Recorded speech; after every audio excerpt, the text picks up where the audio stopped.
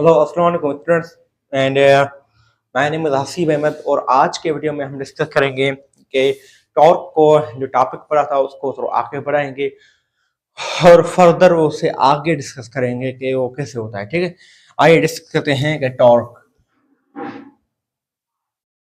Torque क्या है। एक turning effect of force is called torque. उसको क्या कहते हैं? टॉर्क कहते हैं। यही मैंने बात की थी। ठीक है, टॉर्क किसे कहते हैं? Turning effect of force is called torque. इसको टॉर्क कहते हैं, ये मैंने बात की थी और उसको आगे कंटिन्यू करेंगे। ठीक है, तो उसके बाद आता है principal of movement.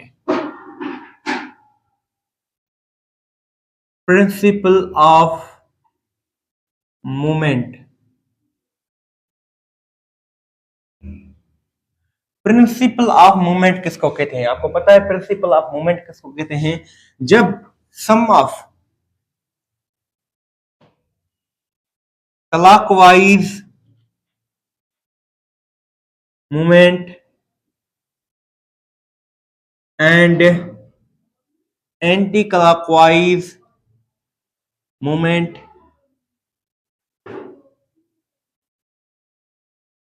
sum of clockwise movement and anti-clockwise movement are equal। जब जब clockwise movement and anti clockwise movement equal हो जाए, क्या स्टूडेंट्स मैंने क्या बात की? ये जब क्लॉकवाइज मूवमेंट और एंटी क्लॉक मूवमेंट, मोबाइल को सीधा कर लो।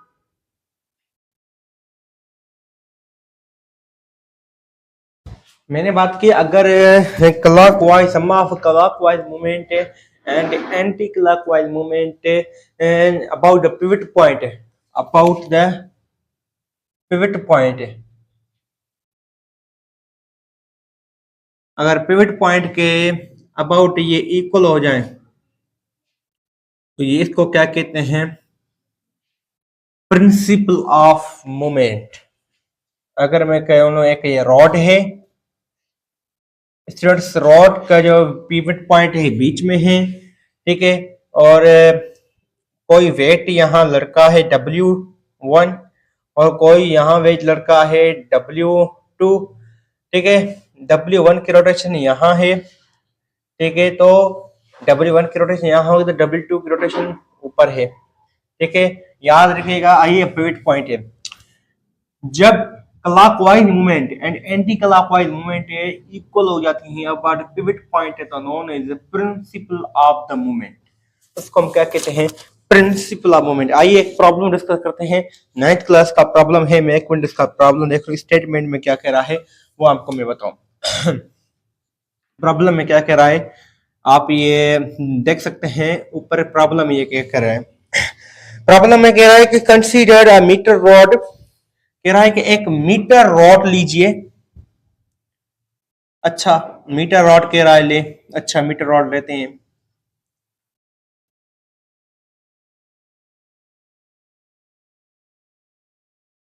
अच्छा, मीटर रॉड तो बड़ी बना दूं, बड़ी बना दी, बिल्कुल।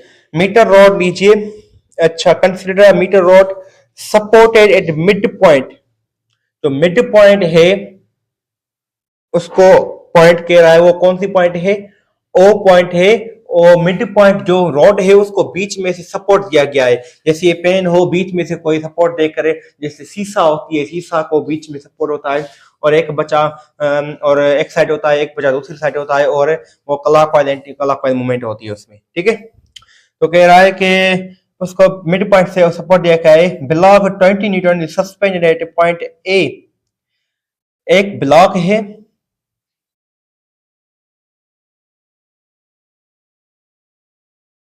एक ब्लॉक है, सही, एक ब्लॉक है 20 newton suspended at point A. 20 Newton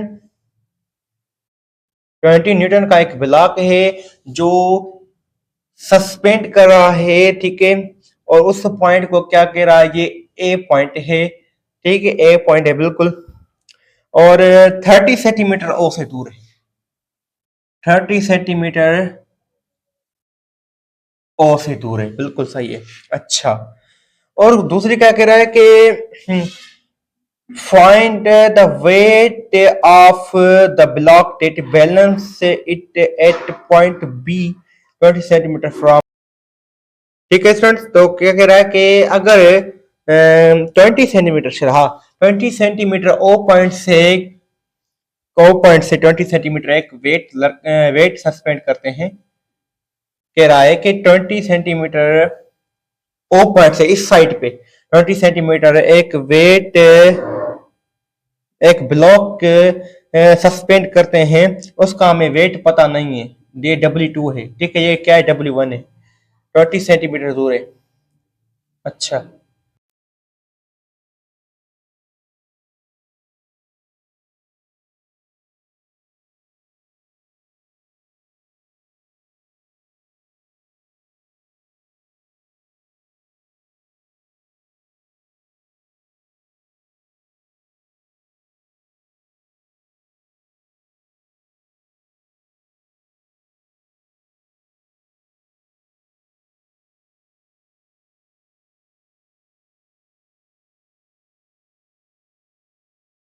दोनों ही इक्वल है ना, ये रॉड यहाँ मूव करेगी ना ये रॉड ऊपर मूव करेगी।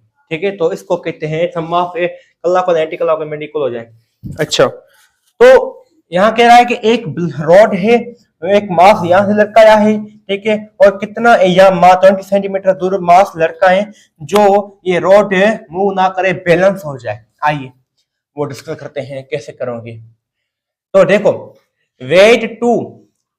वेट टू कौन सी टॉर्क याद रखेगा, टॉर्क होती है अबाउट पिवट पॉइंट। ठीक है, एक मिनट। तो ये देखो, ये क्या करेगा, क्लॉकवाइज मूवमेंट करेगा, और ये क्या करेगा, एंटी क्लॉकवाइज मूवमेंट करेगा। या ऐसा ना करे तो ऐसा करे कि ये देखो, ये 20 न्यूटन है, या ये ऐसे करे, ये एंटी क्लॉकवाइज मूवमेंट करेगा, ये क्या करेगा, क्लॉकवाइज मूवमेंट करेगा। ठीक है, तो clockwise movement anti clockwise movement क्या होगी, इक्वल होगी। तो क्या लिखेंगे, 20 सेंटीमीटर क्या है, फोर्स है, force multiply distance about the pivot point. ठीक है, तो फोर्स क्या है, 20 न्यूटन है, मल्टीप्लाई 30 सेंटीमीटर, 30 सेंटीमीटर को मीटर में कन्वर्ट करते हैं, तो क्या 100 हो जाएगा, 0 0 में कैंसिल, तो क्या हो जाएगा 0.3, ये 0.3 हो जाएगा। ठीक है, 20 multiply 0.3 is equal to weight two हमें नहीं पता, मल्टीप्लाई 20 सेंटीमीटर दूर है, हमें ये पता है, तो 0.2 मीटर, और ये मालूम कर लेंगे 20 multiply 0.3 upon 0.2 is equal to weight two. ये मैंने क्या किसी, आप ये सोच रहे हैं ना, हाँ मैं बताता हूँ हमको, ये मैंने पिछले वीडियो में ये फार्मूला लिख रहा था, torque clockwise is equal to torque anti clockwise.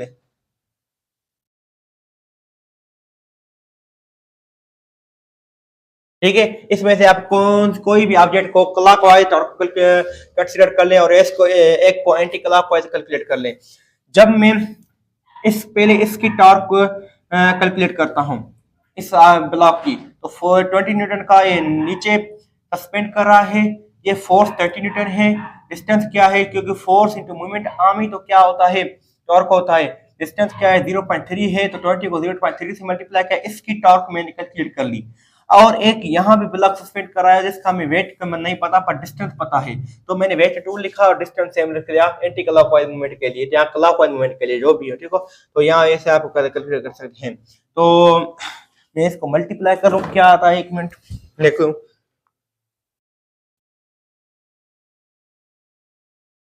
इसको मल्टीप्लाई करूं, क्या आता है, इसका मल्टीप्लाई करोगे तो आएगा आंसर आपका 0. ये क्या होगा, 20 होगा, ये क्या होगा 20, ये 20 सेंटीमीटर सन है, नहीं सही है। 20 को अगर 100 से डिवाइड करेंगे तो 0 0 1 5 0.2, सही है 0.2।